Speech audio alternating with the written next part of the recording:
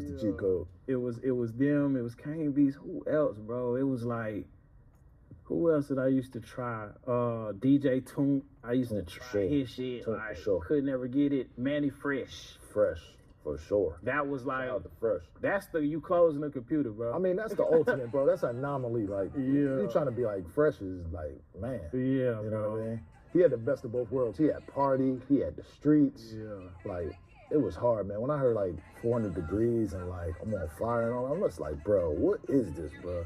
Just enjoying the music at that point. And I mean, I couldn't get it, bro. I could not get it. Yeah, talking to Manny Fresh and Kane Beats, they had this style that was like, you know, when I first heard Kane joint, right? And I heard dun, dun, dun. Yeah. I was like, yo, what is this? Like, how can I be in? And I was DJing these clubs. Like, I did guest appearances at the Pool Palace 595. Yeah. All these joints. And even like the Bounce. I don't know if you remember that. That's some old school shit. You know what I'm saying? Yeah, I was too that sound led a generation to go to Black Boy, White Boy Swag, and all these other joints. Yeah. Were you aiming for that era, or were you going? And the reason I'm going here is this: we talked about Trap or Die. We talked about how much I was trying to give hip hop influence to the South. I'm trying to see where your head was at. Were you like on some real music? I ain't going that way, or I'm a young nigga. I'm about to do this and do that, or like what was your style aiming to be when you were that young? Yeah, it was super futuristic at that time. You know what I mean? So it was Travis Porter, Black Boy, White Boy, the Rich Kids. You know what I mean? They were like celebrities. You know what I mean? When we was kids, all of those younger groups. You know, when I was a kid, like I was a part of that era where it was like it was a bunch of younger groups that were coming up, and this one like YouTube was first starting out, even Soulja Boy. You know what I mean? Like, I remember all the Soulja Boy and A-Rap stuff, and like it was going into that futuristic swag type of time. It was very synthy. That was my sound in the beginning, super synthy, and just trying to do what was working. You know what I mean? And at that time, I was rapping too. Me and my niggas, we was rapping. You know what I mean? And recording and just doing everything we could to try to learn and make something.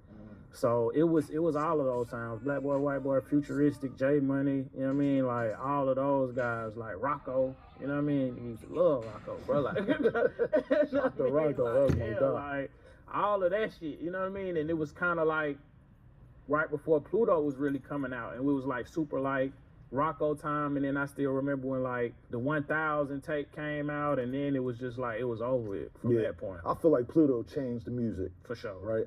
When that came, I was like, oh, I see a shift going. When I heard Tony Montana, I started seeing a shift, you know what I mean? And then you had the Migos, and they had Hannah Montana and all them. I felt like it was just a different sound for Atlanta, you know what I'm saying? How did you deal with that sound? Like, did you, like when you were making these beats, were you like, yo, I'm gonna get these to the Migos, or you just like, whoever take them?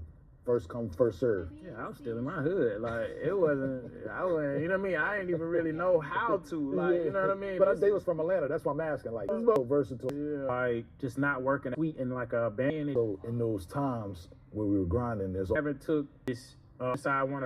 If I really had to think about who has and who, if I really had to think about who has and support me, go get